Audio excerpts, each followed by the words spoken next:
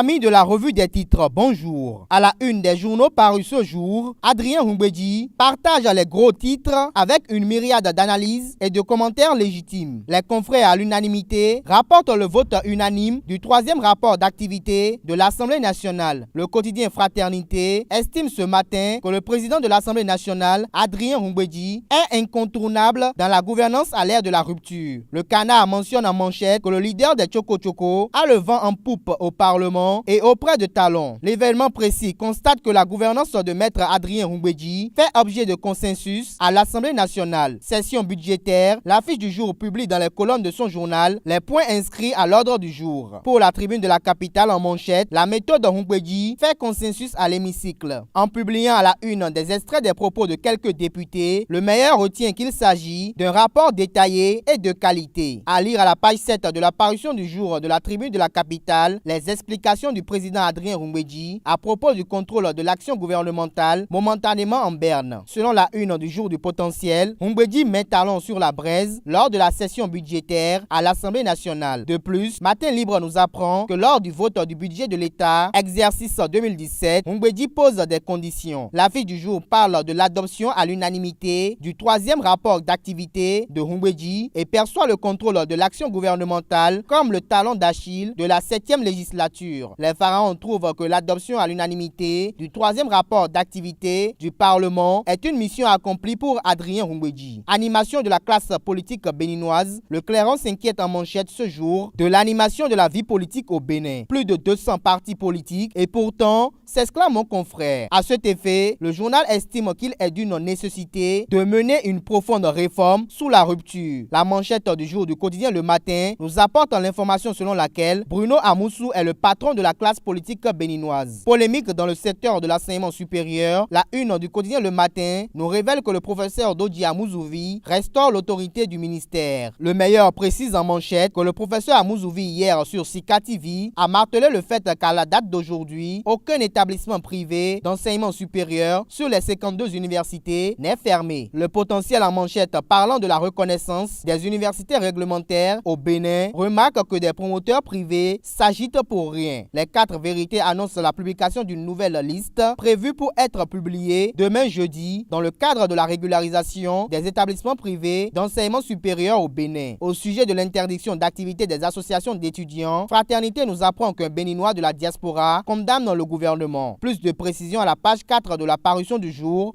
du quotidien. L'événement précis nous apprend que Dieudonné Lokossou s'oppose à la fusion des organisations estudiantines dans le cadre de la réorganisation du mouvement estudiantin. Malgré la crise socio-économique, le journal L'Option quotidien publie que Patrice Talon croit fermement que le Bénin décollera. Le président de la République du Bénin invite les Béninois à travailler avec diligence. Le journal Les Pharaons évoque en manchette ce matin une cabale gratuite contre le ministre Joseph Djogbenou. Ainsi, le journal estime qu'il est d'une nécessité de pénaliser les diffamations sur les réseaux sociaux. À quoi sert alors le service de la police chargé de la lutte contre la cybercriminalité, s'interroge le confrère. Le quotidien de service public La Nation titre en manchette ce matin trophée des prix béninois de qualité, l'or d'encouragement pour l'ONIP. Abénor distingue les entreprises méritantes. Tournée du président du COSLEPI dans le littoral, le quotidien Le Nokoué nous révèle que Badirou Aguémon échange avec les élus locaux. La une du jour du quotidien Le Matin nous révèle un élan de solidarité à l'endroit des victimes de Tori à Vamey. Le journal rapporte que la Sobebra partage les kits scolaires aux enfants des sinistrés. En sport, les 4 vérités relaient que dans le cadre de la Ligue Nasuba, le président de la Fédération béninoise de football, Anjorin Moucharaf, échange avec les acteurs autour du championnat. À l'international, la boussole nous apporte l'information selon laquelle le président Pierre Nkurunziza crache sur la CPI. Il retire son pays du statut de Rome, adopté le 17 juillet 1998, malgré les sanctions financières de l'Union européenne contre le Burundi.